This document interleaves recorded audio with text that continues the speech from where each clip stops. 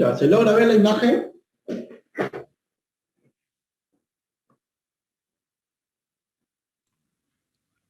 Sí se ve, doctor.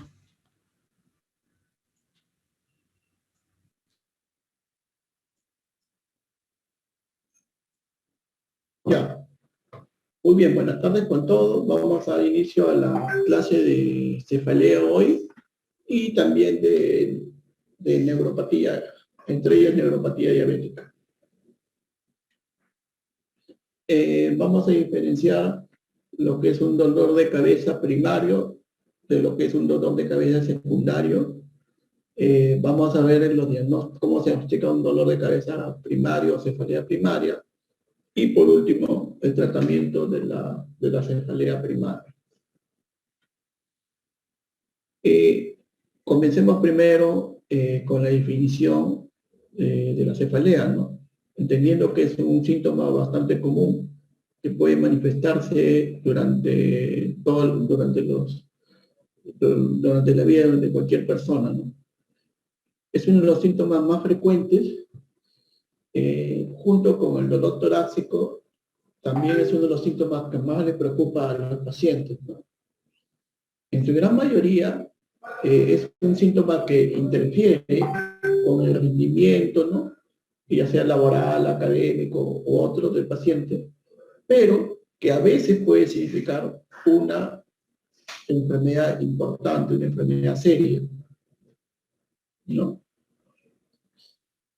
Para valorar este dolor de cabeza, acá tenemos un cuadro de la intensidad, ¿no? Entonces puede haber un dolor de cabeza leve, como también puede haber un estatus doloroso de cabeza, ¿no?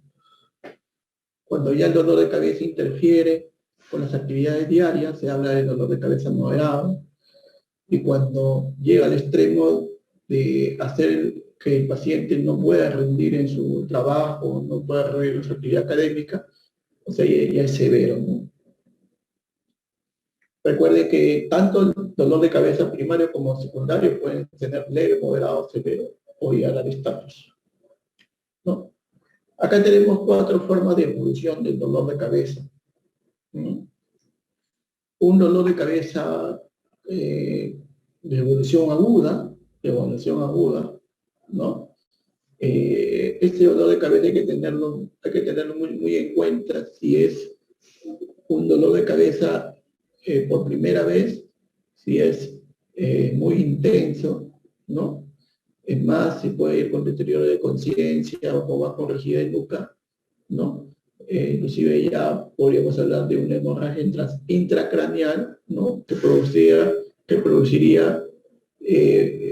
producto de una hemorragia suprarrenal.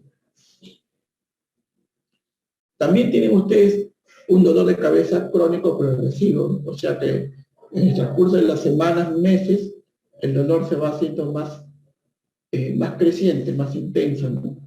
Y posteriormente se van agregando inclusive otros cuadros neurológicos, ¿no?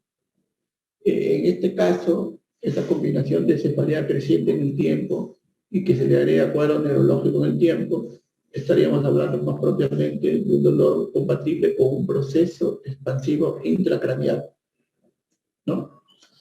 Entonces, tanto la cefalea aguda como la cefalea crónica progresiva, hay que tener mucho cuidado porque pueden ser dos evoluciones que sean compatibles con cefalea secundaria. Hay otras dos evoluciones, que es la cefalea aguda recurrente y la cefalea crónica no progresiva. Esta cefalea aguda recurrente quiere decir que en nuestra vida tenemos episodios de cefalea, ¿no? Moderado, a veces intenso, ¿no? Pero que también vamos a estar semanas, meses, años libres de dolor de cabeza, ¿no? O sea, vamos a tener episodios de cabeza, pero también periodos variables sin dolor de cabeza, ¿no? Esta evolución en picos es típico de la migraña, ¿no? La migraña se caracteriza por ser una cefalea crónica recurrente, ¿no? Y por otro lado, la cefalea crónica no progresiva, la cefalea que está siempre persistente, no crece, y tampoco disminuye, siempre está persistente, ¿no? Está más relacionado con la otra cefalea primaria, que es la cefalea tensional. Entonces, la cefalea aguda recurrente y la cefalea crónica no progresiva estaría más relacionado con la cefalea primaria. Entonces, como decíamos, la cefalea primaria es una cefalea que no implica, pues, otra enfermedad detrás, ¿no? Entonces, al examen neurológico ustedes van a encontrar un paciente con examen neurológico normal en la mayoría de casos, ¿no? En cambio, la cefalea secundaria sí implica, pues, que el paciente tenga una enfermedad detrás. Puede ser un tumor, puede ser un accidente cerebrovascular, puede ser una infección del sistema nervioso central, ¿no? Entonces tenemos dos grupos, pues, cefalea primaria y cefalea secundaria. Y acá tenemos una estadística, ¿no? Una estadística en 190 pacientes, ¿no? En un hospital de España, en 190 pacientes, para resaltar que lo más frecuente, inclusive en los hospitales, ¿no? Porque obviamente los consultorios, con mayor razón, es la cefalea primaria, ¿no? Ya sea migraña o tensional, ¿no? Migraña o tensional. Entonces, entre migraña y tensional está el mayor porcentaje de casos, ¿no? Entre migraña y tensional. Y también para las cefaleas secundarias hay por ahí siempre uno que otro caso, ¿no? Por ejemplo, la cefalea atribuida a neoplasia, ¿no? 5%, por ejemplo, ¿no? Una cefalea secundaria, ¿no? Entonces, la pregunta es, está bien, la gran mayoría de dolores de cabeza son cefaleas primarias, ¿no? Me puede ayudar la intensidad poco o nada, porque ambos pueden ir con intensidad leve, moderada o severa. ¿Me puede ayudar la evolución? Sí, un poco, ¿no? Entendiendo que la progresiva en el tiempo y la aguda puede ser secundaria, ¿no? Pero también lo que nos puede ayudar a diferenciar entre cefalea primaria, que es la mayoría, y cefalea secundaria, que es la minoría, es justamente estos signos de alarma o señales de alarma, ¿no? Entonces, si el paciente tiene fiebre, entonces es muy más probable que tenga cefalea secundaria, que tenga una infección del sistema nervioso central. Si el paciente tiene enfermedad de SIDA, podría también tener más frecuentemente una cefalea secundaria. Si el paciente es mayor de edad, no entendiendo que los tumores aparecen más tardíamente, pues habría que descartar una cefalea secundaria. Si hay trastornos conductuales, también habría que descartar un proceso expansivo en la región frontal o una infección del sistema nervioso central, ¿no? Si hay signos de focalización neurológica, también habría que descartar una lesión primaria, ¿no? Entonces acá ustedes tienen diferentes signos de alarma que cuando se presenta lo obliga a ustedes a descartar, ¿no? Descartar cefalea secundaria. Por ejemplo, el antecedente de que el paciente curse con un cáncer, ¿no? O que haya tenido un traumatismo encefalocraneano o cráneoencefálico. Lo mismo, ¿no? Acá es denominado señales de alarma, pero acá es denominado banderas rojas, ¿no? O sea, características clínicas que nos hacen pensar, pues, en que habría que descartar una cefalea secundaria, ¿no? Por ejemplo, que el paciente cursa con VIH o cáncer, ¿no? Entonces habría que descartar también una neoplasia secundaria, ¿no? Bueno, a nivel internacional hay una asociación que estudia la cefalea, que es la Sociedad Internacional del Dolor de Cabeza, y que cada cierto tiempo, ¿no? Establece una clasificación, ¿no? Acá tiene una clasificación que es la tercera edición beta, ¿no? Propuesta en 2013 en esta revista Cefalalgia, ¿no? Y esta clasificación, que es la que se usa, bueno, neurólogos, ¿no? Que tiene 14 divisiones, ¿no? Las 4 primeras divisiones corresponden al dolor de cabeza primario. Las del 5 al 12 corresponden al dolor de cabeza secundario. Más bien, las últimas 2 divisiones no están muy claro a qué tipo de dolor de cabeza corresponden, ¿no? Y el diagnóstico de dolor de cabeza, si no es primario y más bien se piensa secundario, entonces pues, ustedes tienen acá diferentes causas, ¿no? Causas no musculares, causas extracraneales, ¿no? Entre otros, ¿no? Un poquito de la fisiopatología de la migraña, que es El dolor de cabeza primario son dos fundamentalmente, hay más, pero son dos los mucho más frecuentes, ¿no? Uno es la migraña y el otro es la cefalea tensional.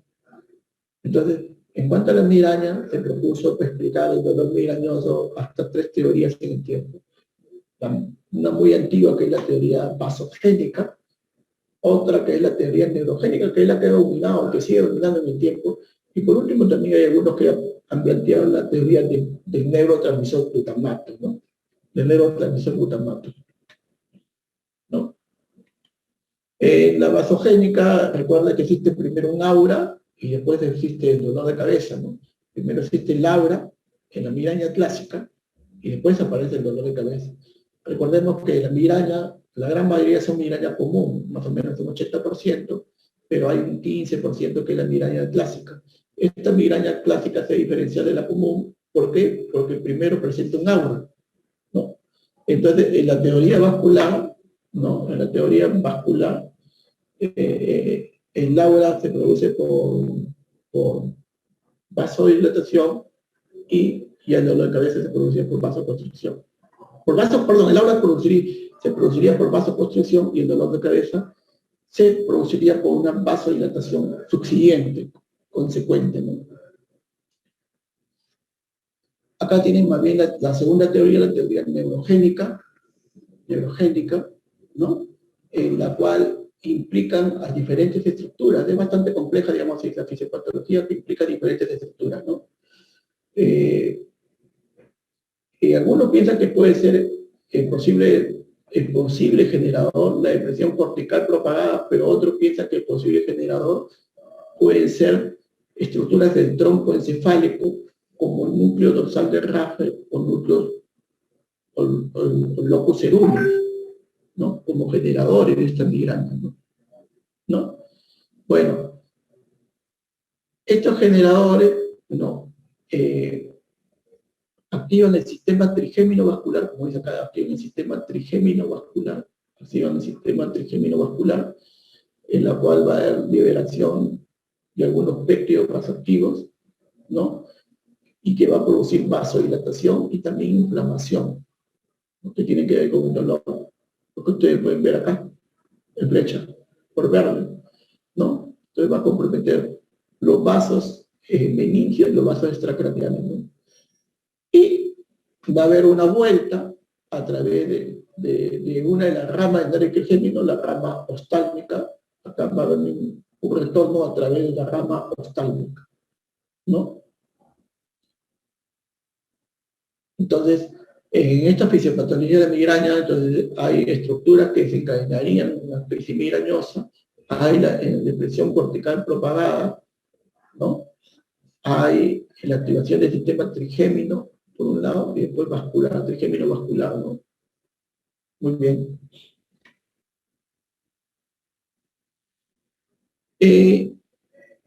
La teoría del glutamato, la teoría del glutamato, que acá está ustedes, glutamato alérgica, se postula en base a los tratamientos que está viendo para prevenir la migraña, ¿no? Entonces acá tienen ustedes diferentes fármacos que se están usando para prevenir prevenir la migraña como profilaxis. Ahí tienen el ácido valproico, la mitriptilina, ¿no? El topiramato, ¿no? Y cómo van a actuar en la neurona postsináptica, pero también en la neurona presináptica, ¿no? Del neurotransmisor glutamato, Recuerden que el neurotransmisor glutamato tiene un receptor NMDA, tiene un receptor AMPA y tiene un receptor kainato, NMDA, AMPA y kainato. Y en los receptores NMDA y AMPA es donde actúan diferentes fármacos, ¿no? Entonces, esta acción de estos fármacos que actúan en el glutamato hace que se postule esa teoría la teoría glutamatérgica.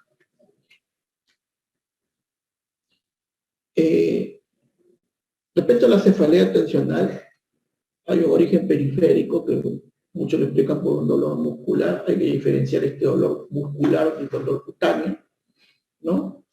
El dolor muscular es mal localizable, sensación de desgarro, tiene una fuerte tendencia de dolor refleja, y obviamente puede tener un fuerte componente afectivo, ¿no? Afectivo, ¿no? Recordemos que hay estructuras sensibles al dolor y hay estructuras que son insensibles al dolor. Ya evaluando lo que es el cráneo, evaluando lo que es el cerebro, ¿no?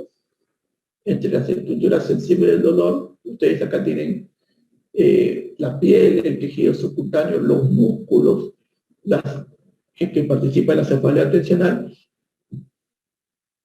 las arterias que participan en la cefalea migrañosa, los ojos, oídos, senos y cavidad nasal, que eso explican la cefalea local, ¿no? La sinusitis, ¿no? La otitis, ¿no? Los senos venosos intracraneales y sus venas tributarias, que también explicarían la migraña. Algunas partes de la dura madre, de la base del cráneo y la arteria de la dura madre y vía madre, que también están implicados en la fisiopatología de la migraña. Nervios craneales como el trigémino, glosofaringeo, vago, que explicarían las neuralgias, ¿no? Neuralgia trigémino, neuralgia glosofaringeo. Y también hay estructuras que no son sensibles, pues, ¿no? Que son, por ejemplo, la calota craneana, la dura madre, en lo que respecta a la convexidad del cráneo, el parénquima cerebral y los plexos coroideos, ¿no? Bueno, viendo la segunda parte, ya el diagnóstico de cefalea primaria, ¿no? Entonces vamos a revisar el criterio diagnóstico de la migraña y también de la cefalea tensional, ¿no? Una primera característica de la migraña es cefalea crónica recurrente, ¿no? Entonces la clasificación internacional de cefalea ha establecido que debe por lo menos 5 recurrencias, 5 ataques, ¿no? Para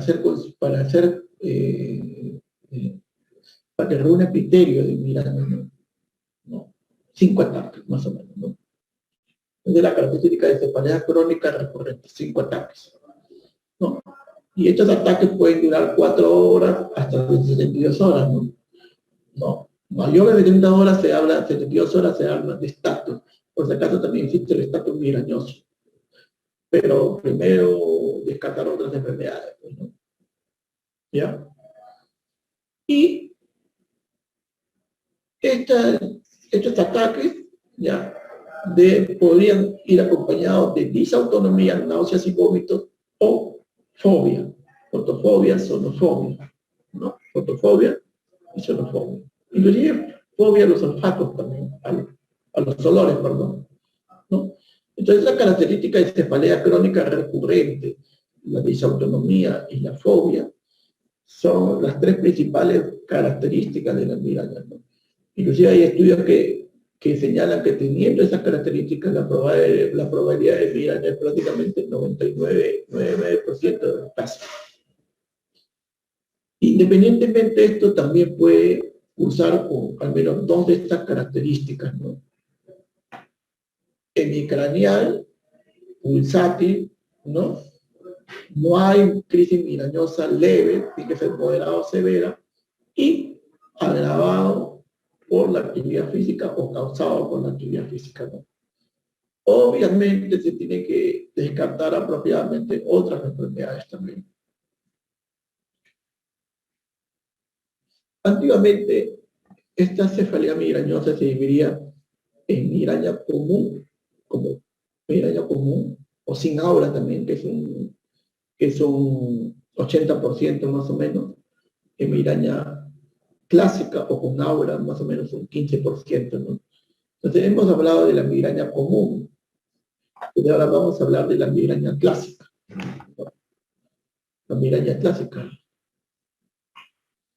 En este caso, ¿no? Se debe considerar la presencia del aura, ¿no? Por lo menos en 2 crisis, como dicen, ¿no? Por lo menos en 2 crisis de cefalea tiene que ver la presencia del aura, ¿no? Y el aura generalmente es visual, pero también puede ser somatosensorial u otro tipo de aura, ¿no? Entonces, el aura visual es lo que más frecuentemente se da en migraña clásica, ¿no? Son síntomas que revierten, ¿no? Entonces, por ejemplo, ahí tiene entre las características de la aura visual tenemos luces titilantes, manchas luminosas o líneas luminosas, u otras negativas como pérdida de visión, ¿no? También puede haber otras auras, como lo estamos mencionando acá, ¿no? Somatosensoriales u otras, ¿no? ¿No?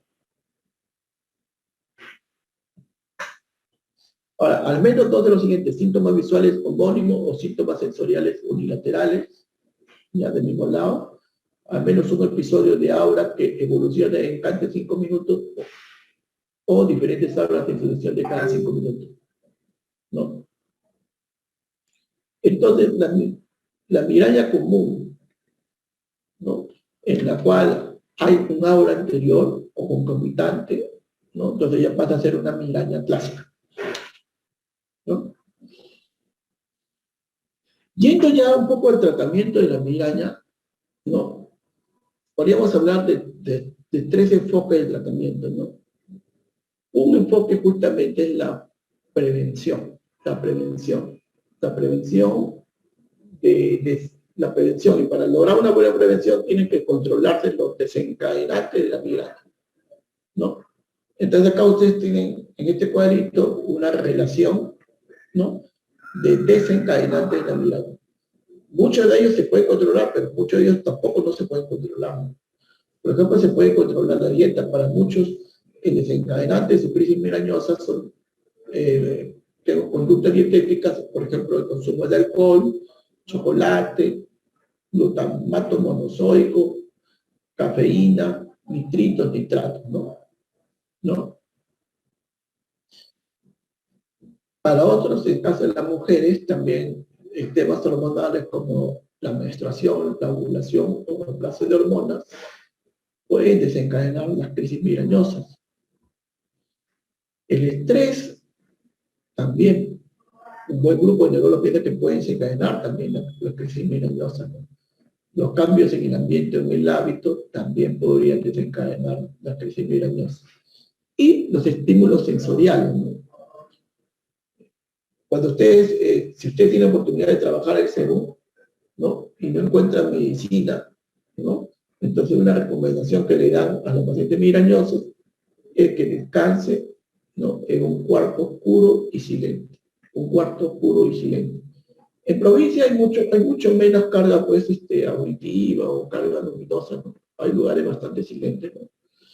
Entonces, evitando esta estimulación sensorial, podemos ir atenuando o controlando nuestra crisis migrañosa. Acá tienen otro cuadrito de 2004, donde también se habla de factores personales, medioambientales y alimenticios que pueden estar relacionados con los episodios de la migraña, ¿no? Entonces acá ven los alimentos que lo relacionan con los episodios de la migraña, por ejemplo, el consumo de maní, pasas, cebollas, por ejemplo, el consumo de alcohol. Y acá también tienen ustedes factores personales y medioambientales que también pueden desencadenar migraña. Por si acaso, estos factores es idiosincrático, ¿no? En algunos les desencadenará migraña y en otros no. De tal manera que cada paciente tiene que hacer un ejercicio de ir a través del tiempo identificando estos factores. Y si logra identificarlo, lo que se le indica pues es su restricción, ¿no? Su limitación de esos factores. Vamos ahora al otro dolor de cabeza. El dolor de cabeza es el dolor de cabeza tensional. El otro dolor de cabeza bastante frecuente, ¿no? La cefalea tensional. Y ahí ustedes tienen los criterios y ese episodio previo de cefalea que cumple los criterios BAD, ¿no? Cefalea que dura 3 minutos a 7 días. No estamos hablando de la cefalea crónica diaria, sino de la cefalea tensional en general, ¿no? El dolor de cabeza puede ser opresivo, sobre todo en la región occipital o sino el casco, ¿no? De intensidad leve, moderada. Recuerden que la migraña es moderada severa, la tensional también suele ser leve o moderada, ¿no? La migraña suele ser unilateral, en cambio la cefalea tensional suele ser bilateral, ¿no? Y no se agravaría pues con las actividades físicas rutinarias, ¿no? Y no de los siguientes, no náuseas ni vómitos, ni fotofobia, ni fonofobia. Recuerden que estas son características de la migraña. acá ustedes tienen una estadística, ¿no? de cefalea primaria, ¿no? O sea, en una población rural cubana, una estadística de cefalea primaria, ¿no? Y ven que a la cabeza va la cefalea atencional en esta estadística, 92 casos, ¿no? Y le sigue pues la migraña, ¿no? 61 casos.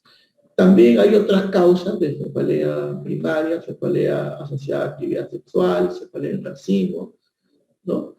Pero cefalea asociada al ejercicio, pero ustedes pueden ver perfectamente que es bien escasa, ¿no? Entonces a nosotros nos preocupa que puedan aprender la cefalea atencional y migraña porque es lo que más se ve, pues, ¿no? Y de lejos, como se dice, ¿no? ¿Ya?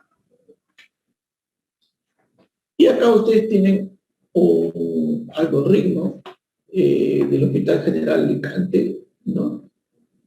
Propuesto en 2009 para evaluar esta cefalea primaria, ¿no?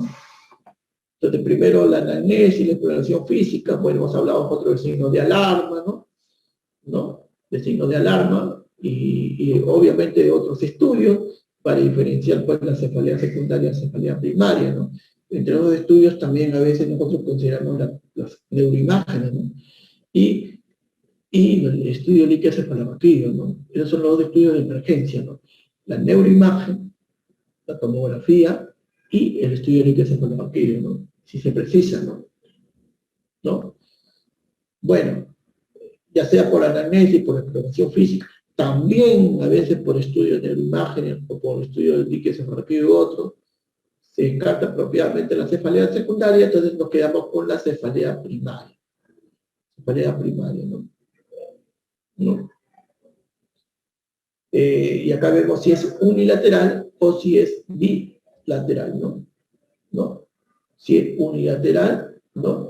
Si va con inyección conjuntival, agridemeo, rinorrea, síndrome de Horner, ahí sí nos vamos a este grupo de cefaleas, que es cefalea de racimo, cefalea micranial paroxística, que son bien intensas, ¿no? Que son ataques, digamos, ¿no?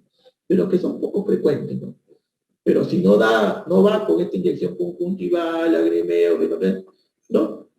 Y más bien va con náuseas y vómitos, va con fotofobia, las características de la migraña que hemos hablado, entonces ya lo formamos en este segundo grupo, cefalea migrañosa, ¿no?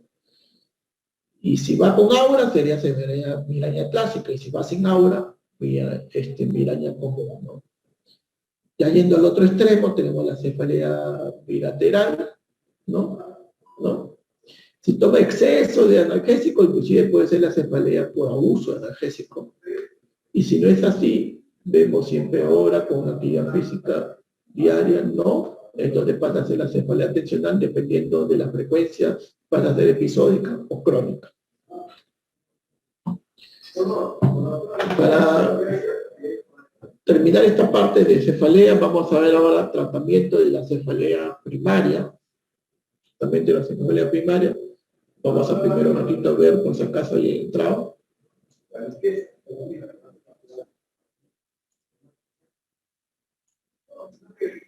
Ya. Tratamiento de la cefalea primaria. Muy bien. Acá ustedes tienen un algoritmo que categoriza la severidad de la cefalea en leve, moderada o severa, ya lo hemos conversado. Acá también tienen otro algoritmo para la... Este algoritmo es para la migraña, ¿no? Para la migraña, ¿no? Ya. Para la migraña.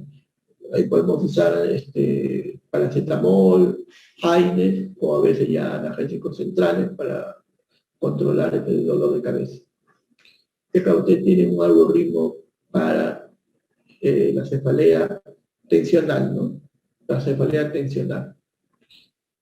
¿Ya? Si hay tiempo vamos a volver al algoritmo, pero primero vamos a explicar, digamos, si todo está arsenal terapéutico. Bueno, vamos primero con la cefalea tensional, ¿no? Entonces, acá la pregunta que se tiene que hacer es, si tienes cefalea primaria, ¿es tensional o migrañosa? Y hemos visto que las características de ambas, ¿no? Bueno, en el caso que sea tensional, ¿no? Lo que ustedes tienen que ver es si es aguda o es crónica, ¿no? En el caso que sea crónica, entonces sí necesitan este grupo de fármacos que se llaman profilácticos, ¿no? Entonces ahí tenemos amitriptilina, inhibidores de la recaptación de serotonina, o antidepresivos, como llamamos fluoxetina, paroxetina, B, bromamato, inclusive diazepam. De estos cuatro, el que se ha posicionado, ¿no?, de lejos es la amitriptilina, ¿no? Para la cefalea crónica tensional, la amitriptilina.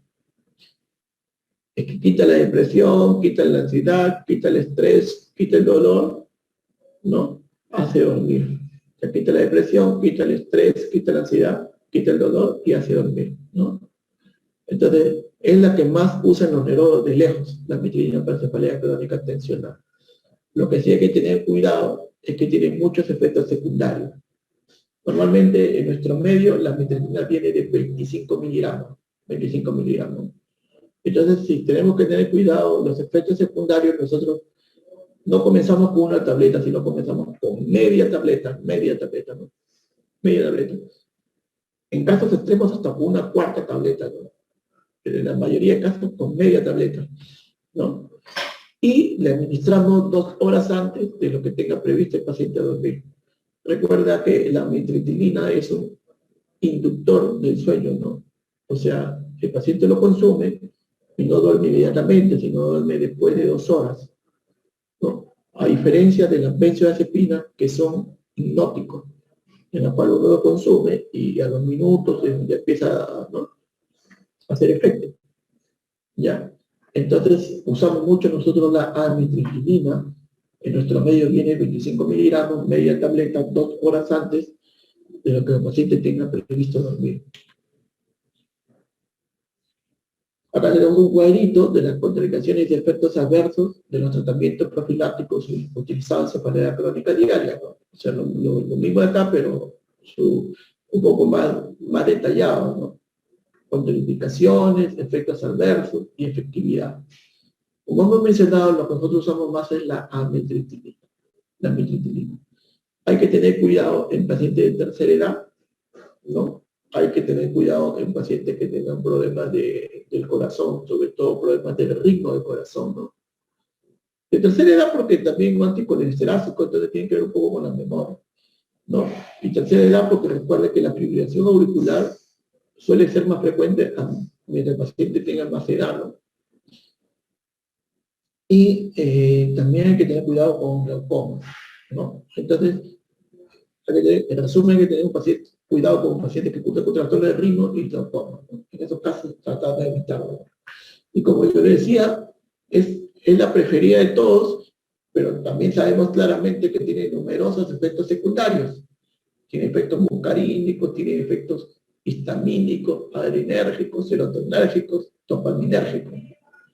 Como le voy a explicar, todos estos efectos se atenúan bastante bien si uno lo administra con bastante cautela, ¿no? O sea, comienza con media tableta, pues, ¿no?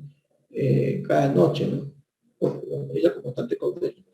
Otras alternativas, como hemos mencionado, también tenemos, ¿no?, los otros antidepresivos, ¿no?, inhibidores de la recaptación de serotonina, ¿no?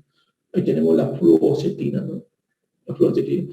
Pero estos son antidepresivos, ¿no? Antidepresivos y ansiolíticos, ¿no? O sea, tienen menos efectos que los antidepresivos ansiolíticos. Pero sí es cierto que son mucho más tolerables, ¿no? Mucho más tolerables, ¿no? ¿No?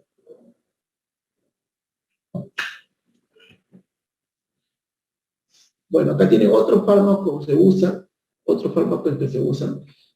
También, por si acaso, valproico, topiramato, ya, se usa bastante, pero no tanto como la cefalea crónica tensional diaria, sino la cefalea crónica migrañosa diaria, ¿no? La valproico y topiramato, ¿no?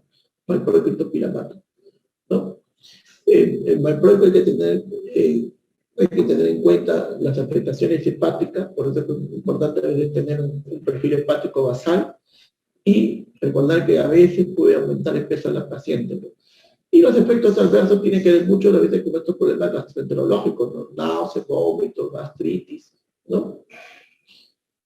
Y esto el el topiramato, también hay que tener, acá está con desconcentración, con confusión, ¿no?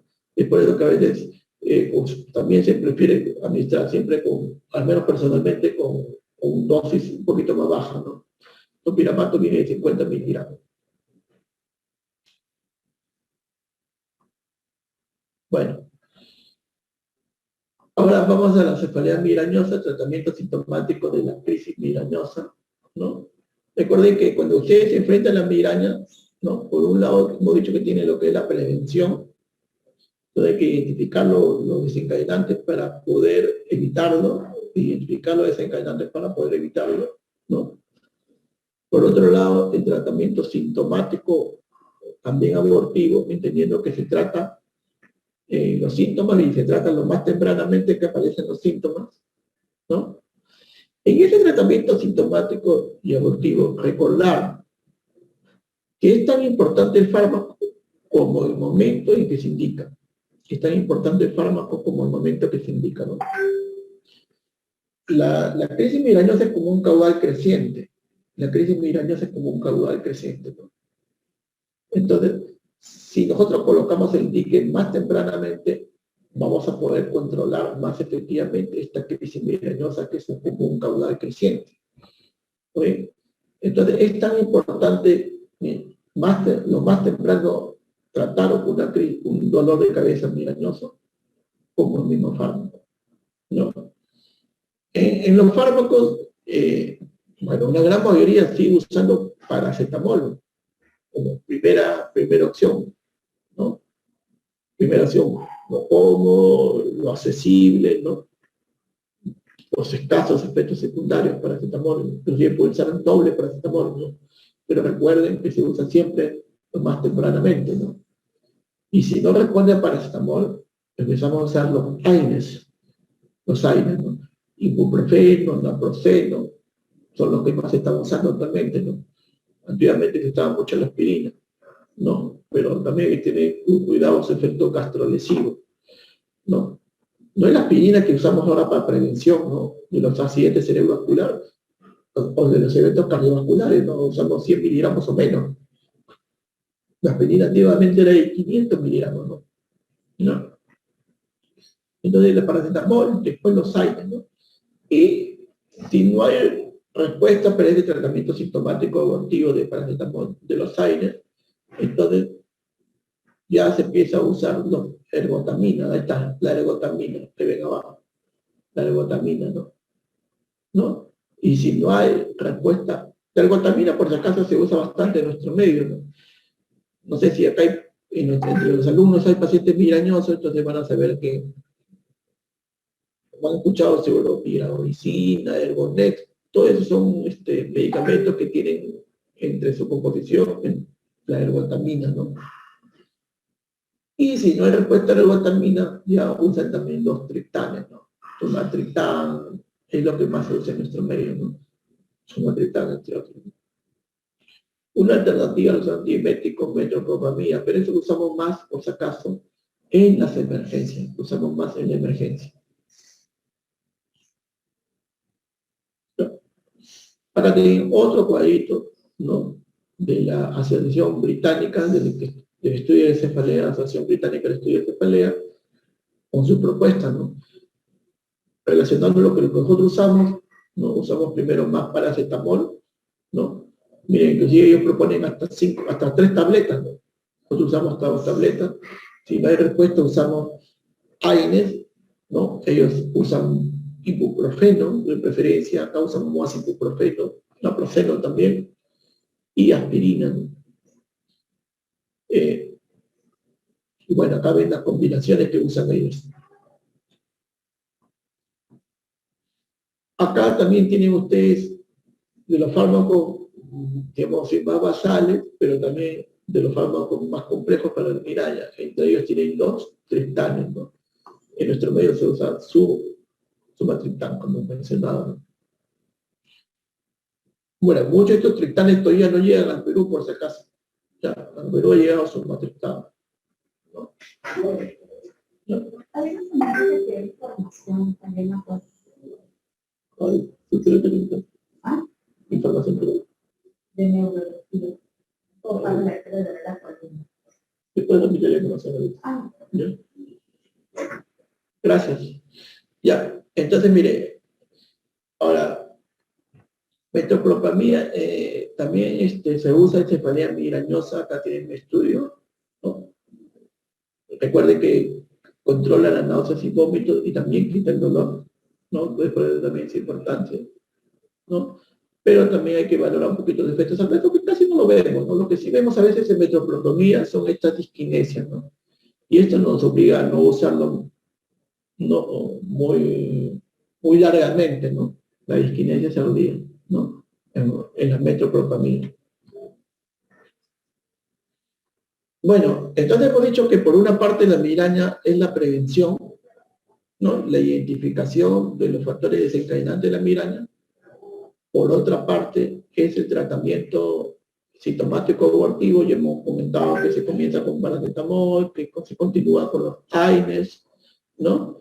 Y que ahí tenemos la ergotamina, y por último los triptanes, y como alternativa tenemos la metoclopramida, ¿no? Y ahora vamos al tratamiento profiláctico, que es el tercer brazo, ¿no? Son 3 brazos, el tratamiento profiláctico, ¿no? Ahora, ¿a todos se le da tratamiento profiláctico? No, porque hay pacientes que tienen migraña esporádicamente, ¿no? Todos esos pacientes que tienen migraña esporádicamente no es, digamos, no conseguimos adecuado pues someterlo a un tratamiento farmacológico todos los días. Pero si hay pacientes que tienen migraña muy recurrentemente, ¿no? Entonces, esos pacientes sí se pueden beneficiar con este tratamiento profiláctico. En realidad hay otras indicaciones como vamos a repasar acá, ¿no? Acá hay un cuadrito que te menciona en qué grupo se le puede indicar este tratamiento profiláctico, ¿no? En pacientes que tienen crisis con recurrencia de dolor o intensas y prolongado, en frecuencia de crisis superior a 3-4 veces por mes, en pacientes con contraindicación para el tratamiento sintomático, o sea, contraindicación para paracetamol porque tiene cirrosis, por ejemplo, contraindicación para aire porque tuvo una úlcera péptica, por ejemplo, ¿no? ¿Ya? En efectos adversos de los tratamientos sintomáticos, porque el mismo paciente lo solicita, bueno, episodios de migrañas atípicos. Recuerden que hay una migraña común, que hemos hablado de una migraña clásica, pero hay migrañas atípicas, ¿no? Hay migrañas atípicas que van con cuadros neurológicos, ¿no? Esas migrañas atípicas son 4, la retiniana, ¿no? Cuando el paciente tiene un compromiso visual, la oftalmoplégica, que el paciente tiene un compromiso al movimiento de los globos oculares, ¿no? La hemipléjica, que el paciente tiene un compromiso en un hemicuerpo, y también la vértebro-basilar, ¿no? En la cual el paciente tiene pues trastorno del habla, inestabilidad. Recuerden que eso se llama migraña acompañada, ¿no? O migraña con atípica o acompañada, ¿no? ¿Está bien? Y que es pequeño porcentaje, 3% o más o menos de las migrañas son así, ¿no? Y recuerden que si hay migraña, da el cuadro neurológico, pero después va a revertir, porque lo que caracteriza las migrañas son cuadros transitorios, ¿no? ¿Ya? Bueno, pero estos cuadros asustan pues al paciente que sufre ese tipo de migraña, ¿no? Entonces a veces también se puede usar estos profilácticos, ¿no? Cuando existe riesgo de abuso de fármacos también, ¿no? Ya, bueno, acá tienen en todo caso una serie de indicaciones para este tercer brazo, que es la profilaxis, ¿no? Y para la profilaxis de la migraña tienen también la amitriptilina, es bien usado, pero usamos bastante, si es migraña pura, mucho el propanolol, los beta bloqueadores, ¿no? Los beta bloqueadores. En nuestro medio vienen propanolol de 40 miligramos, también viene de 100 miligramos, ¿no? Si es de 100 miligramos, comenzamos con media tableta, ¿no? Y es 40 miligramos con una tableta, y después vamos aumentando gradualmente si no logramos un efecto adecuado, suficiente, ¿no? ¿No? También en nuestros medios se usa mucho el ácido valproico como preventivo profiláctico de la migraña, ¿no? Pero no la dosis de epilepsia. La dosis de epilepsia puede ser una dosis de 500 miligramos cada 8. Si no, usamos mucho menos dosis, ¿no? Usamos, por ejemplo, 250 miligramos en la noche, o 150 miligramos mañana y noche, o 500 miligramos en la noche, ¿no? ¿No? También usamos amitriptilina, ¿no? Pero también usamos amitriptilina, sobre todo si esta migraña no va sola, sino va acompañada de cuadro tensional. Ahí es perfecto la amitriptilina. Y también hay muchos colegas que usan topiramato, ¿no? Topiramato, ¿no? Como profiláctico. Yo dejo el topiramato para el final, pero hay colegas que también usan planamente profiláctico el topiramato, ¿no? Acá también tienen ustedes diferentes tratamientos preventivos de la migraña en otras bibliografías. Entonces acá tienen los beta bloqueadores. En los beta bloqueadores lo que se usa acá en nuestro medio es el propanolol más, ¿no? Como decíamos, el propanolol de 40 y el propanolol de 100 miligramos, ¿no? En los neuromoduladores lo que se usa mucho en nuestro medio es valproato por un lado, y hay un grupo de colegas que sí usan bastante el topiramato, ¿no? Calcetoagonistas no usan mucho en nuestro medio, pero hay algunos que sí lo usan, flunarizina. Antiserotoninol no usan en nuestro medio. Antidepresivos clínicos sí usan mucho la migraña, sí, sobre todo, bueno, insistir si va acompañado con cefalea tensional, ¿no? Inhibidores de captación de serotonina no usan mucho, excepto que sean gestantes, pero esos gestantes pocas veces se manejan migraña, ¿no? Pocas veces se manejan migraña desde un punto de vista profiláctico preventivo, ¿no? Acá también tenemos otro cuadrito del 2006, donde también están los fármacos, los beta bloqueadores. Hemos dicho que nuestro medio usa mucho propanolol. Comenzamos con 40 miligramos, ¿no? Y se va aumentando si es necesario, pero si se controla con esa dosis es suficiente. Antagonistas, hemos dicho que sí usan algunos de nuestros colegas, no muchos, pero algunos sí. Amitriptilina sí, cuando va con compañía tensional. Solemos usar media tableta, acá, media tableta.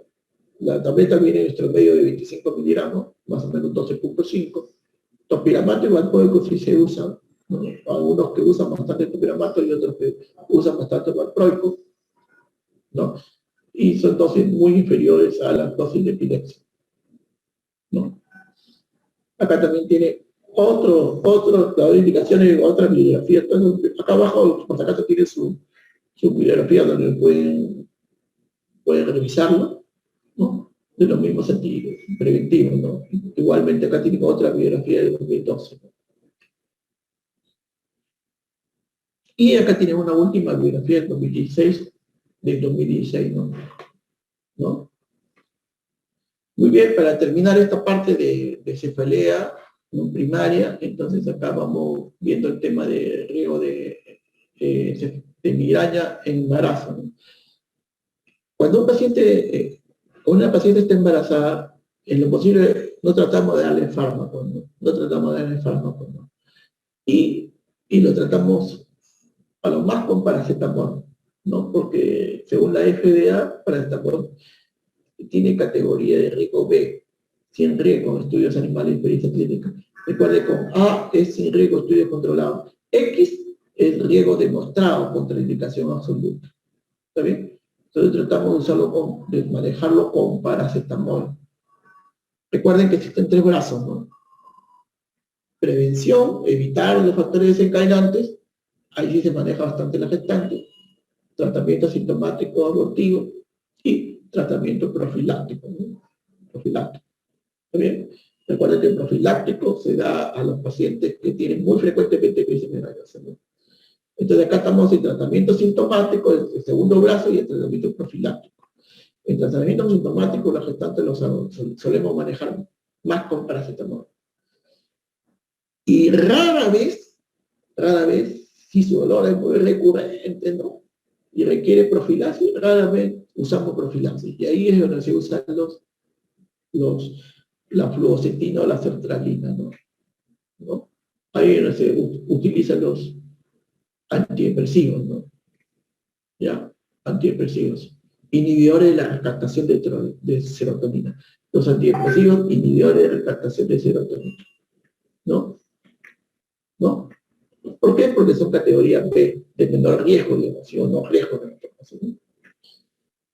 También a veces, excepcionalmente usamos el nivel C, ¿no? El nivel C, en el caso de profilaxis, ¿no? Y en el caso de sintomático, ya no usamos el nivel D, ni menos el nivel X, ¿no? Recordar que la ergotamina está en el nivel X, ¿no? Y que en el nivel D sí estaría el valproato. Recuerden que el valproato tiene que ver con malformaciones en el desarrollo del sistema nervioso, y también estaría la amitriptilina, ¿no? La amitriptilina. Con esto hemos dado por terminado esta primera clase. Si hubiera alguna pregunta, pero vamos a salir un ratito, de repente hay alguien que entraba ahí, vamos a ver. Ya. Muy bien, si hubiera alguna pregunta, o si no, para comenzar la segunda parte. Doctor, una consulta. ¿Le escuchamos? En un paciente migrañoso que toma por mucho tiempo, pero cuando da la crisis de migraña, la persona prácticamente no puede tolerar, entonces no puede trabajar, es incapacitante prácticamente, ¿no? Y pide descanso médico. En este caso, ¿cuál sería la conducta a seguir, doctor? A ver, recuerda que existen 3 brazos de tratamiento, ¿no? 3 brazos de tratamiento, ¿no? El primer brazo es identificar los desencadenantes y evitarlo, ¿no? Y ese es el trabajo que tiene que hacer el médico, pero también, sobre todo, la paciente, ¿no? Identificar y evitar los desencadenantes, ¿no? ¿Está bien? Eso sí va para el paciente. El segundo brazo es el tratamiento sintomático abortivo. Ahí hemos quedado claro que la migraña es como un caudal creciente, Mientras más temprano trate, es mejor. Es por consiguiente importante la precocidad del tratamiento, como el tipo de tratamiento. Recordar que primero se usa paracetamol, después aire, después ergotamina, y después triptanes, y alternativamente metoclopramida. ¿Está bien? Pero en este caso, si yo veo que su cefalea es muy recurrente, entonces recordemos el tercer brazo. El tercer brazo no es para todos. ¿Sí? El tratamiento profiláctico no es para todos, es para los que tienen más frecuentemente crisis migrañosa. No vamos a ponértelo en baja. No, el tercer brazo es para los que tienen más frecuentemente crisis migrañosa. ¿No? Entonces, a ese paciente yo le indicaría, a ese paciente sí es manejo con profilaxis, ¿no? Ese paciente sí es manejo con profilaxis, ¿no? Entonces, había que ver si su problema es migraña pura, ¿no? O si su problema es también cefalea tensional, ¿no? Actualmente, aunque no crean, hay bastante cefalea tensional, hay bastante migraña, pero sobre todo también apareció un tercer diagnóstico, que es la combinación de ambos. Hay mucho en lo que es la cefalea mixta. O sea, no hay propiamente el migrañoso puro, sino el migrañoso que está con tensión a la vez, ¿no? El migrañoso puro ustedes lo van a encontrar bastante en provincias. Ahí se van a encontrar migrañoso puro, ¿no? Los pacientes por trabajo se exponen al sol, entonces el sol desencadena su crisis migrañosa, ¿no? Pero en los pueblos más alejados no hay mucho estrés que acá, ¿no? En cambio acá, en las ciudades, en Lima, hay migrañoso puro, pero también, sobre todo, hay cefalea mixta, ¿no? Migraña con tensión. Entonces yo tendría que identificar si es cefalea tensional o si es cefalea migrañosa pura. Perdón, si es cefalea tensional y migraña o si es migraña pura. Si es tensional y migraña, lo trataría con amitriptilina, ¿no? Lo trataría con amitriptilina. Ahí va mi respuesta. Ahora la pregunta es los descansos médicos, ¿no? ¿Esa es tu pregunta o es el tratamiento? Sería como parte del tratamiento, ¿no? Preocupante porque ella, por ejemplo, cuando presenta ese caso, ya no va a trabajar y perjudica a todo. Bueno, hay que descartar porque no hay una ganancia secundaria, ¿no? Lo que primero tiene que hacer es que sea bien tratado por un neurólogo, ¿no? Un neurólogo, ¿no? Y que tenga estudios claramente, pues, que descarten una cefalea secundaria, entre ellos malformaciones vasculares, ¿no? Ese hay que descartar. Y sí es cierto que a veces hay pacientes que tienen cefalea mixta con tensión, ¿no? O sea, ustedes investigan, tienen cuadro ansioso depresivo, tienen una sobrecarga de estrés, ya sea laboral, económica, de deudas, de padres, de hijos, etcétera, etcétera. Entonces, esos casos son bien complicados, a veces los manejamos con psiquiatría y a veces, inclusive, a veces se hospitalizan para llegar a conclusiones, ¿no? ¿Ya? Muy bien. Pues se puede. Gracias, doctor, por la respuesta. Ya. Creo que me salió, no me salió, ¿no? Voy a buscar acá. Ya, acá estoy. Ya, ahora vamos a compartir ahora neuropatía.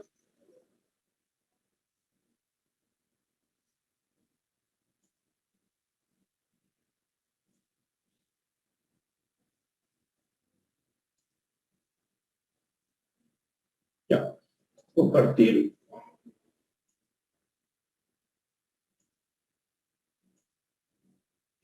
Ya.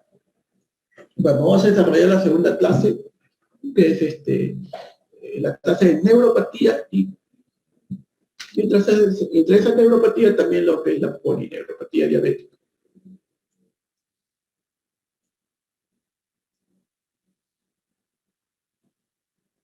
Recordemos que nosotros tenemos un sistema nervioso central conformado por el encéfalo y por la médula, pero también tenemos un sistema nervioso periférico.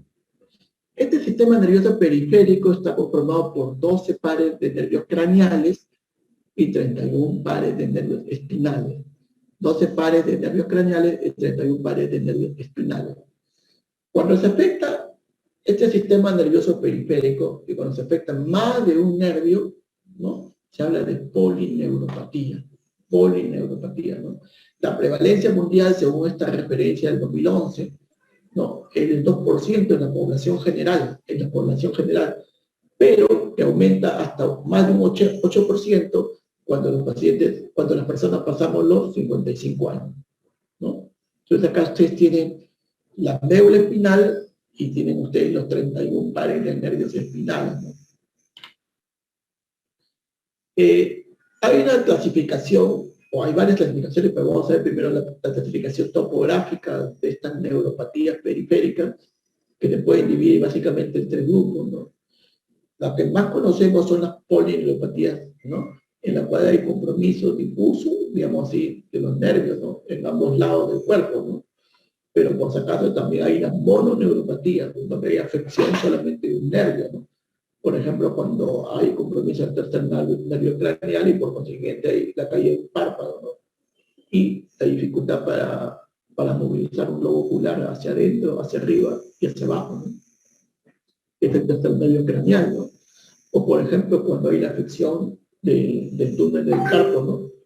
Cuando cuando cogemos con agua helada o constantemente trabajamos con las manos, ¿no? Activamente esta enfermedad se daba mucho las personas que lavaban, ¿no?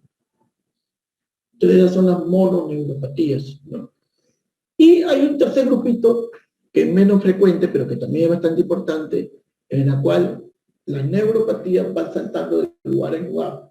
Por ejemplo, puede afectar primero el nervio radial, después afecta el nervio ocular, después van saltando, ¿no? A eso se llama mononeuropatía múltiple. Mononeuropatía múltiple, ¿no? Mononeuropatía múltiple. Bueno, esta es una clasificación de la neuropatía desde un punto de vista topográfico, pero también según el tiempo, estas neuropatías se pueden dividir a grosso modo en aguda, subaguda y crónico, ¿no? Aguda hasta un mes, subaguda que dura meses y crónica que dura años, ¿no? Acá ustedes a la derecha, los dermatomas de los 31 pares de nervios espinales, los dermatomas de los 31 pares de nervios espinales. Recordar que el miembro superior tiene 5 dermatomas y el miembro inferior tiene 7 dermatomas, ¿no? 5 dermatomas y 7 dermatomas. Recordar que por el ombligo se encuentra el dermatoma D10 y por las tetillas, digamos así, se encuentran dermatomas de 4, ¿no? Ahora, ¿cuáles son los síntomas y signos de las polineuropatías? A grosso modo, los síntomas y signos de la polineuropatía. Recuerden que hay un compromiso sensitivo y hay un compromiso motor. Acá estamos viendo el compromiso sensitivo, pero más arriba vamos a ver, acá vemos el compromiso motor. O sea, lo que quiere decir es que mientras el compromiso sensitivo es topográfico, o sea, cada nervio tiene una topografía de un punto de vista sensitivo bien delimitada, el compromiso motor es una topografía combinada, ¿no? O sea, el nervio C6 y C7, por ejemplo, tiene que ver con la extensión de la muñeca. El nervio L4, L5, sacro 1, 3 nervios tienen que ver con la extensión de la cadera. O sea, diferentes nervios se combinan para un tipo de movimiento, un lugar de nuestro cuerpo, para un tipo de movimiento, flexión, extensión, pronación, supinación, en un lugar de nuestro cuerpo. Esa es la parte motora. La parte sensitiva es una topografía de un nervio determinado. Entonces, estas neuropatías afectan, como he dicho, los 31 pares de nervios, ¿no? Y 12 pares de nervios, 31 pares de nervios espinales y 12 pares de nervios craneales. Pero afecta no solamente el sistema nervioso somático, ¿no? Sino también afecta el sistema nervioso autónomo, ¿no? Y en el sistema nervioso autónomo, la parte eferente está dado por el sistema nervioso simpático, que es tóraco-lumbar, y por el sistema nervioso parasimpático, que es cráneo-caudal. Cráneo-caudal, 4 nervios craneales y 3 nervios sacros, o sea, son 7 nervios parasimpáticos, ¿ya? Y el simpático es dorsal 2 hasta lumbar 3 más o menos, ¿ya? Lumbar 2. Muy bien. Entonces, estos nervios, hemos dicho desde el punto de vista somático, tienen una parte motor, una parte sensitiva, pero también ahí tiene una parte autonómica, o sea, somático y autonómico. ¿No bien? Y se puede evaluar el compromiso neuropático motor por signo negativo y signo positivo, igual es sensitivo y igual es autonómico. Entonces, si hablamos del motor signo negativo, es la debilidad, pues, ¿no? Es los reflejos disminuidos o abolidos, ¿no? Es la atrofia que va a crear deformidades esqueléticas, ¿no? La atrofia muscular, ¿no?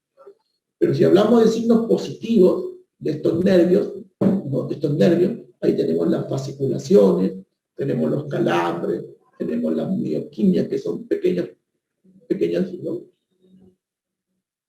Movimientos musculares, ¿no? ¿Ya? Muy bien. Si vamos al autonómico, ¿no? Signos negativos tenemos pues la hipotensión ortostática, tenemos la disminución de la sudoración, que es la sudoración es una función del sistema nervioso autónomo simpático, ¿no? El sistema nervioso simpático, la disfunción sexual o la retención urinaria. Y si vamos a signos positivos autonómicos, tenemos la hipertensión arterial y tenemos el aumento de sudoración, ¿no? Que tiene un nombre también específico. Y es un poquito más complejo evaluar los somáticos sensitivos, ¿Por qué? Porque ahí va a haber fibras gruesas y va a haber fibras finas. Fibras gruesas y fibras finas, ¿no? Las fibras finas tienen que ver con el dolor y la parte térmica, la parte termodinámica y la parte dolorosa, ¿no? Porque es termoanalgésica, ¿no? Entonces, negativo es cuando hay disminución del dolor, disminución de la sensación de las temperaturas, tanto el calor o el frío, ¿no? Y positivo es cuando va a haber dolor vacinante paroxístico. En cambio, las fibras gruesas van a tener con la sensibilidad epicrítica, la sensibilidad que nos permite discriminar, y con la sensibilidad gruesa postural, ¿no?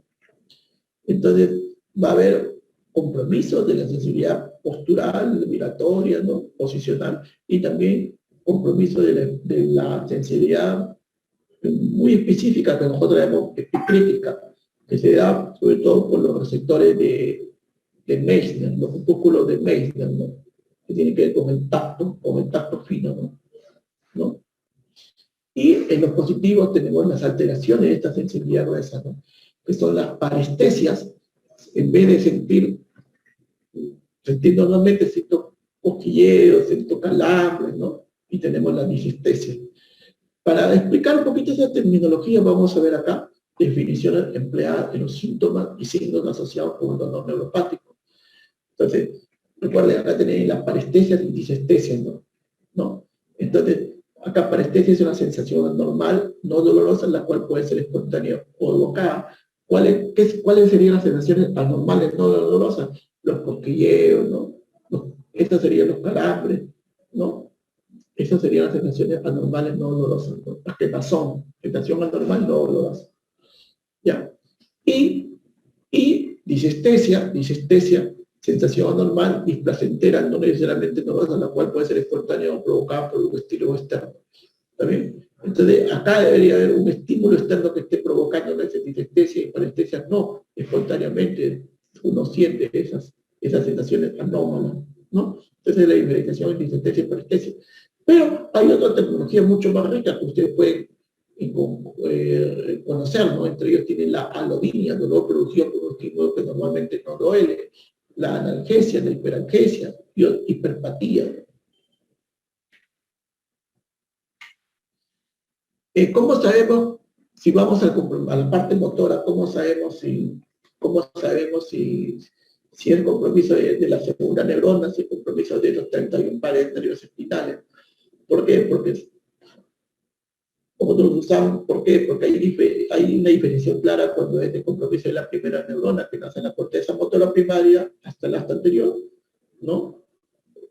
Respecto a la segunda neurona, que nace del asta anterior hasta el músculo esquelético. Cuando el compromiso de la primera neurona, los reflejos van a estar aumentados, ¿no? El tono va a estar aumentado, va a haber hipertonía, ¿no? Va a haber babisquia, o sea, reflejos anormales como babisquia, ¿no?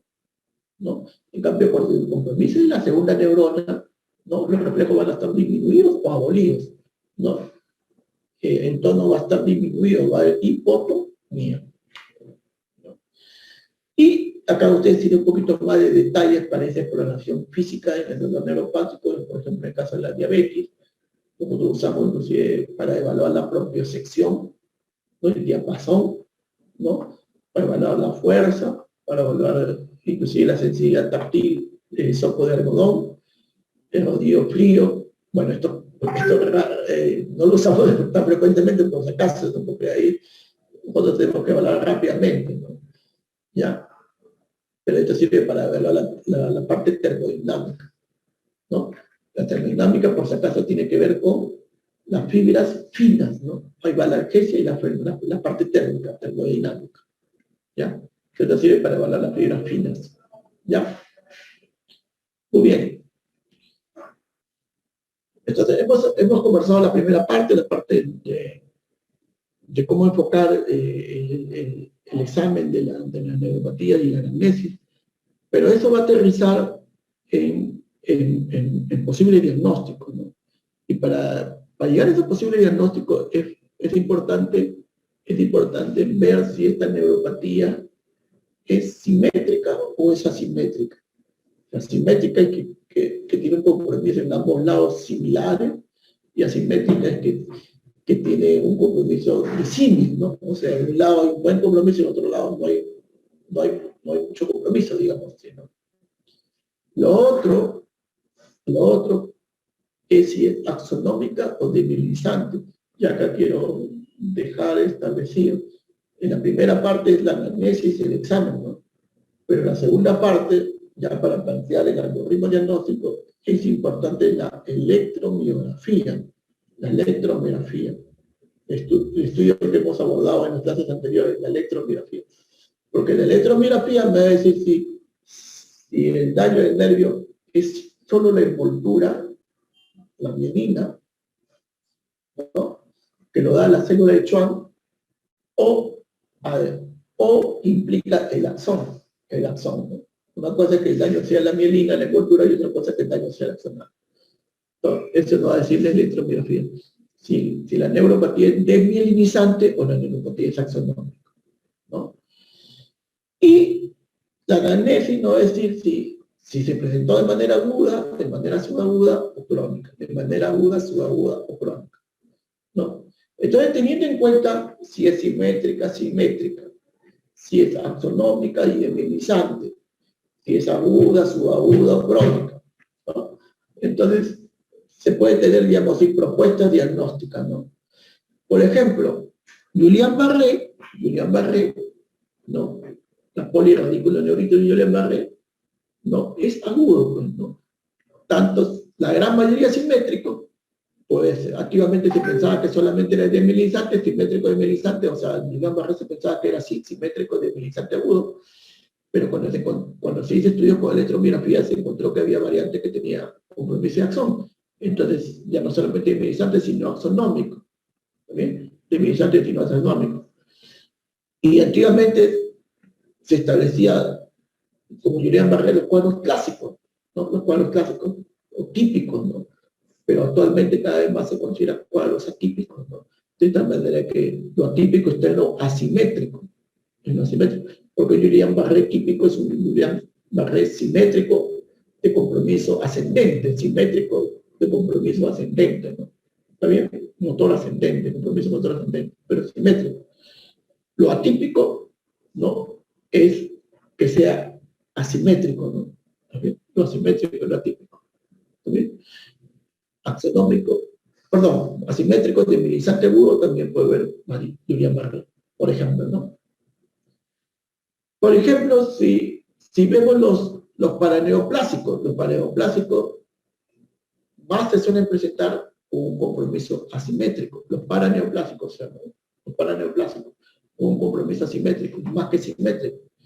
Y asimétrico y de manera no aguda, sino de manera subaguda y crónica, ¿no? Y sobre todo en la forma axonómica. Entonces,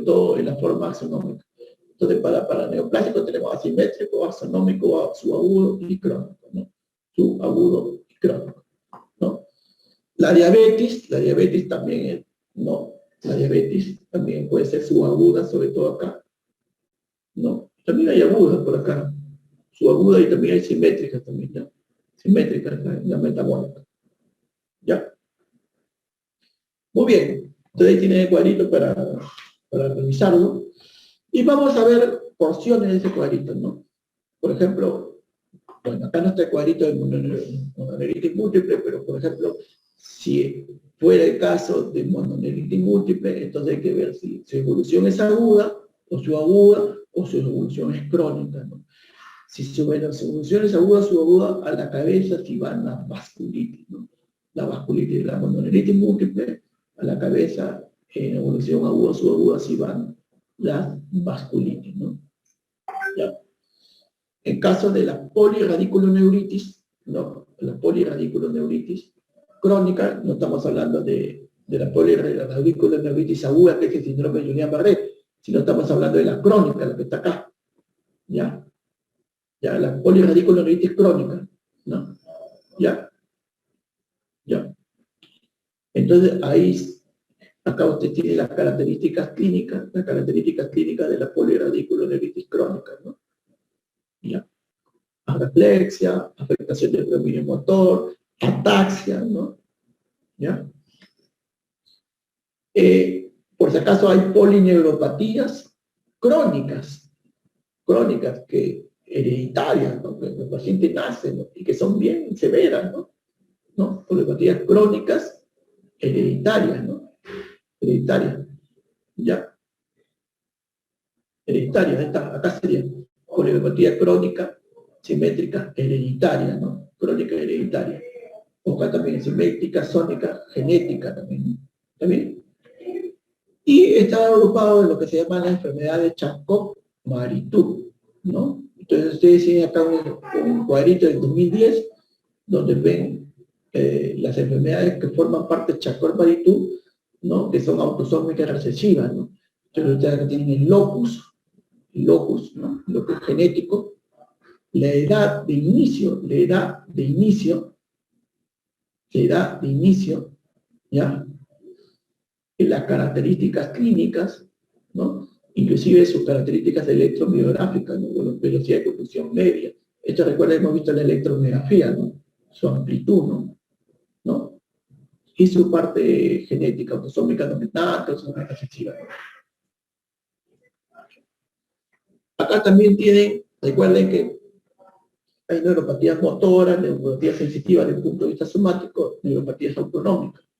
Pero vamos a la neuropatía motora sensitiva, que de repente suelen ser las que mejor, más vemos, porque el paciente se queja más de dolor, ¿no?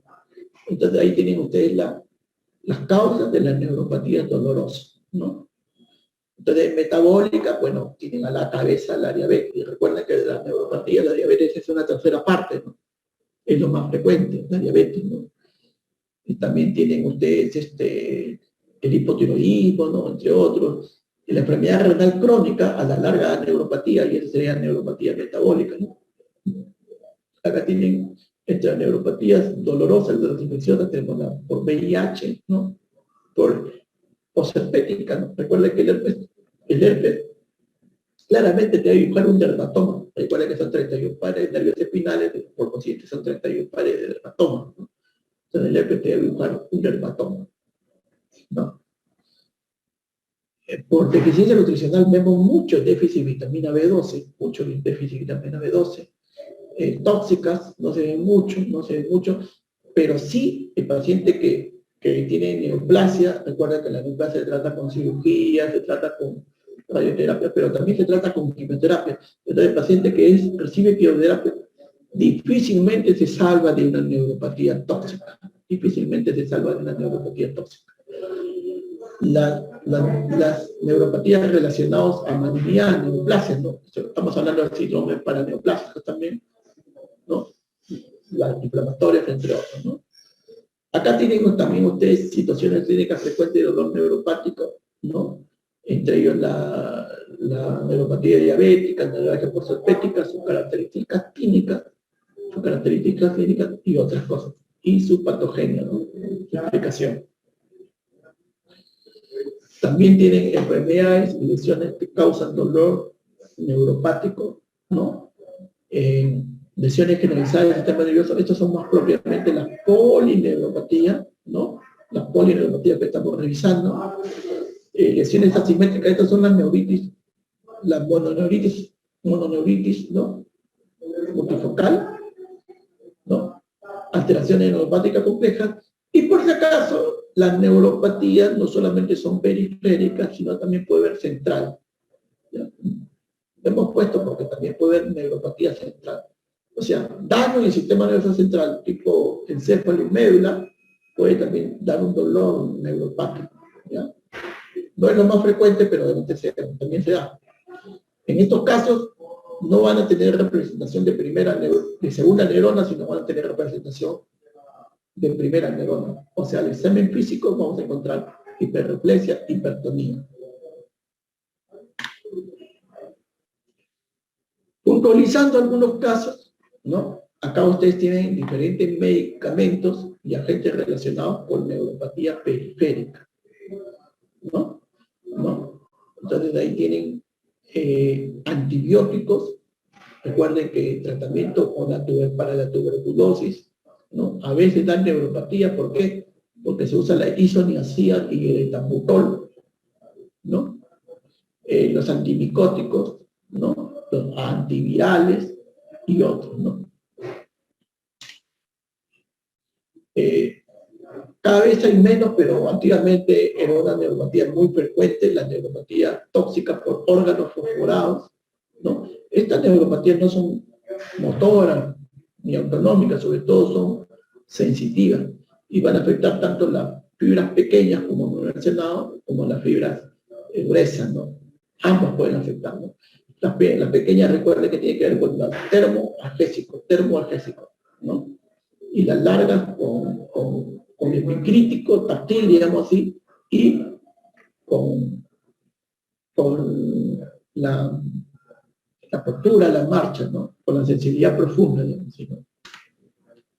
Acá tiene un estudio de trabajadores de la región de Maule que participaron en la medición del umbral balestégico para ver cómo estos pacientes tenían neuropatía por órganos fosforados. Y observen acá, ¿no? Exposición de plaguicidas, órganos fosforados en trabajadores. Y acá tiene un grupo de trabajadores no expuestos y trabajadores expuestos. En no expuestos de 84 60% estaba sin polineuropatía. No expuesto de 84, 50, que correspondería a 60%, estaba sin polineuropatía. Y 8, no, y 28 casos, no, 8 de 29 casos, es decir, el 28% estaba con polineuropatía. ¿Está bien? Pero en los trabajadores expuestos, ya, el 40% estaba sin polineuropatía y el 72% estaba con polineuropatía, ¿no? Con polineuropatía. O sea, no expuestos 28% y sí expuestos 72%. Entonces acá se ve una clara relación, pues, de esos órganos configurados con este tipo de polineuropatía sensitiva de fibras largas, sensitiva de fibras largas. ¿Está bien? Y no solamente eso, sino también el tiempo de exposición, menor a 5 años y mayor a 5 años. Entonces, mientras más tiempo de exposición, más posibilidad de hacer polineuropatía. El 48% pasaba a 52% en los casos de polineuropatía. Y sin polineuropatía, el 30% bajaba al 30%. ¿No? Bueno, cuando ustedes tengan la neuropatía, ustedes tienen que ver si el paciente tiene un dolor neuropático, que es el dolor que corresponde a la neuropatía. Entonces acá tienen los criterios para un dolor neuropático, los criterios definidos, digamos así, para un dolor neuropático posible y para un dolor neuropático que no es probable, que no sería un dolor neuropático. Para un dolor neuropático definido, ¿no? Compromiso sensitivo es clave, reducción de la sensibilidad en algunas regiones que se exploran, una enfermedad que le explique, por ejemplo, de diabetes, por ejemplo, estar expuesto a órganos fosforados, por ejemplo, usar un síndrome paraneoplásico, y el estudio electromiográfico que confirma si el dolor neuropático es axonal o es desminimizante, en qué regiones se encuentra, ¿no? Acá también tienen ustedes los cuadros clínicos del dolor neuropático, hiperalgesia térmica y mecánica, ¿no? Aloninia, parestesia, tristestesia. Esta terminología ya ha sido explicada en el cuadro anterior, ¿no? ¿Qué vía complica desde el punto de vista neurofisiológico? ¿Y cuáles son los tratamientos que se plantean, ¿no? ¿Cuáles son los tratamientos, ¿no? Abajo tienen, por si acaso, son las iniciales, ¿no? Por ejemplo, CBZ es carbamazepina, ¿no? Carbamazepina para la hiperalgesia punctata, ¿no? Por ejemplo, PHT es fenitoína, ¿no? Carbamazepina, fenitoína para la parestesia, ¿no? Y gabapentina, ¿no? GBP, gabapentina. También acá tienen diferentes drogas que se usan bastante para el dolor neuropático. En todo caso, comentemos un poquito, ¿no? Nosotros particularmente usamos más pregabalina, gabapentina y carbamazepina. Pregabalina, gabapentina y carbamazepina. En este extremo hay menos efectos secundarios, hay mayor costo, pero aparentemente a mi juicio un poquito menor eficacia. ¿Está bien? Y en este extremo, mayor eficacia, menor costo, pero más efectos secundarios, ¿no? Y la gabapentina es intermedia, ¿no? Pero los tres usamos bastante, pregabalina, gabapentina y carbamazepina. Los tres se usan mucho para el dolor neuropático. Recordar que los tres se usan siempre a baja dosis, ¿no? Nosotros lo que llamamos titulación, comenzamos de menos a más. Si hablamos de pregabalina, podemos comenzar con 75 miligramos en la noche. Por si acaso el pregabalina hasta de 50 miligramos, o sea, hasta menos, ¿no? Pero para que tengan una idea, también se puede tomar hasta 600. Si se trata de gabapentina, que tiene 300 miligramos, podemos comenzar con media tableta en la noche y media tableta en la mañana, ¿no? Y vamos subiendo. Recordemos que se puede tomar hasta 8 tabletas diarias, ¿no? En el tiempo, en meses, en años. Y si hablamos de carbamazepina, que tiene más efectos secundarios, que tiene 100 miligramos, solemos comenzar con media tableta en la noche y ahí vamos subiendo, ¿no? La mayoría se controla con pregabalina, en mi experiencia, con 75 miligramos mañana y noche, ¿no? O un poco más a veces, con gabapentina con 300 miligramos mañana y noche, y con carbamazepina con una tableta o a veces un poco más. Carbamazepina una tableta, 200 miligramos o a veces un poco más. ¿No? Y en preferencia usamos una de esas 3 drogas, ¿no? Y hay que agotar la droga antes de saltarse a la droga, ¿no? Porque muchas veces ese tratamiento es insuficiente, ¿no? Entonces, vamos, imaginemos, yo un paciente tiene un dolor neuropático moderado, ¿no?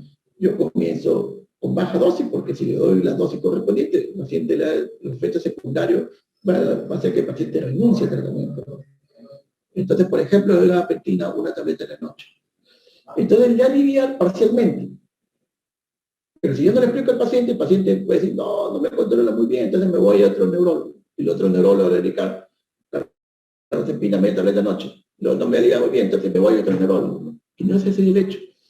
Está correcta la indicación de los facultativos. Si no, lo que hay que hacer es ir aumentando gradualmente hasta lograr la dosis que pueda controlar efectivamente, ¿no? Ese es el principal concepto. El segundo concepto que nosotros trabajamos bastante más, si hay componente ansioso depresivo, componente ansioso, componente de estrés, que baja el umbral, y por consiguiente el paciente percibe más el dolor, también vale la pena asociar con antidepresivo tricíclico. En nuestros medios se usa mucho la amitriptilina, no tanto la imipramina, no la amitriptilina. Bueno, acá tienen también fármacos de uso frecuente, hemos mencionado ya la carbamazepina, prevalina, gabapentina, hemos mencionado la amitriptilina, ¿no? En el caso que complemente depresivo. También duloxetina, venlafaxina son justamente antidepresivos y que sirven para el dolor neuropático. Son fármacos que ayudan que aborden ambos casos. Entonces, también lo usamos, pero no lo usamos en primera instancia, lo usamos en segunda instancia. En el hospital tenemos un paciente manejado con venlafaxina, dolor neuropático, por ejemplo, ¿no? Ya. Bueno, ya se acabó el tiempo, creo, ¿no? Ya. Bueno. Quiero aprovechar un poco este tiempo. Vamos a ver. Hoy ya les envié la clase. Necesitamos, la mayoría de ustedes me han enviado ya una propuesta del tema en general. ¿Ya? Me han enviado una propuesta del tema general y bueno, a todos ustedes les he comentado de que a esa propuesta de tema general hay que buscar un tema específico, ¿no? Un tema específico, ¿no? Entonces, le volvemos a insistir. Se trata de un tema específico. Por ejemplo, si voy a tratar de neuropatía diabética, no voy a tratar toda la neuropatía diabética. Puedo tratar amitriptilina en neuropatía diabética, por ejemplo, ¿no? Si se trata de enfermedad de Parkinson, no voy a tratar toda la enfermedad de Parkinson, ¿no? Puedo tratar fisiopatología de la enfermedad de Parkinson, ¿no? Entonces, en la monografía se trata de temas específicos y que esos temas específicos no agoten, ¿no? Ahora, sugerimos que sean temas que les sean de su interés, ¿no? Por ejemplo, si yo tengo mi padre que tiene enfermedad de Parkinson, entonces puedo coger el tema de Parkinson, ¿no? Y sobre ese tema de Parkinson coger un subtema, ¿no? Por ejemplo, los agonistas dopaminérgicos con enfermedad de Parkinson, ¿no? Ya, listo, ¿no? Entonces, preferir un tema que sea de interés, ¿no? Y ese interés tiene que ver a veces con su entorno o también con lo que ustedes quieran investigar, ¿no? Si, por ejemplo, a ustedes mucho les gusta, por ejemplo, la demencia de Alzheimer, siempre que le gusta ese tema, quiere investigar, entonces también pueden coger ese tema, ¿no? Pero recuerde que tienen que coger un subtema, no todo el tema, porque es imposible, ¿no? ¿Ya? Es un subtema, y sobre ese subtema tienen que abordar toda la biografía de la red sobre ese subtema, ¿ya? Entonces, la gran mayoría, no sé si todos, ya me han escrito, prácticamente he hecho la misma reflexión. También pediría que el delegado me envíe, bueno, quiero tener la lista de todos ustedes y empezar en el transcurso de esta semana, consignar ya su tema específico, ¿ya? Su tema específico, ¿ya? Por otro lado, tenemos que recuperar una clase, tenemos que recuperar una clase, ¿no? Había unas semanas antes, esperemos que todos hayan tenido un día, una semana con bastante reflexión, con bastante fe, con bastante paz. También ha habido una semana de muchas elecciones nacionales, ¿no? En la cual muchos han tenido que viajar o otras cosas más. Bueno, ya pasamos 2 semanas que han sido bastante, digamos así, ¿no? Entonces, vamos a ver si recuperamos el próximo lunes la clase que debemos, ¿no? El próximo lunes. Entonces, vamos a coordinar con el delegado y también con la coordinación general para ver si el próximo lunes recuperamos para estar al día, ¿ya? Entonces, ahora les voy a enviar la clase. En la medida de lo posible estamos editando casi toda la clase, a veces nos falta un poquito, pero por si acaso va a existir las preguntas van a venir en las clases, ¿no? Y también que ustedes revisen las clases va a ser importante. La mayoría de las clases, casi todas las clases tienen abajo la bibliografía que ustedes pueden recurrir y revisarla, ¿no? Si quieren ampliar un poco más el tema. Todo va con, todas las clases hasta al final, todos los PowerPoint están con su referencia bibliográfica en casi todos los PowerPoint. Ya, casi todas las láminas. Muy bien, si no hubiera alguna otra pregunta, en este momento se le estoy enviando las clases. A ver, si hubiera una consulta, por favor, o si no, damos por terminado la charla de hoy. Ya, entonces vamos a conversar con el delegado para ver la lista y a partir de esta semana ya ir enrolando cada uno con su tema específico. Entonces vamos a dejar estos hasta el domingo, que cada uno nos, pues, espontáneamente llame a su tema específico. Pero si no, vamos a tener que hacer una llamada y tratar de apoyarlos o tratar de que cumplan, ¿ya? Muy bien, si no hay otra pregunta, agradezco su atención y en este momento le estoy pasando las dos clases que hemos dictado hoy. Bueno, nos despedimos. Muchos saludos. Gracias, doctor. Hasta luego. Ya, hasta luego. Gracias, doctora.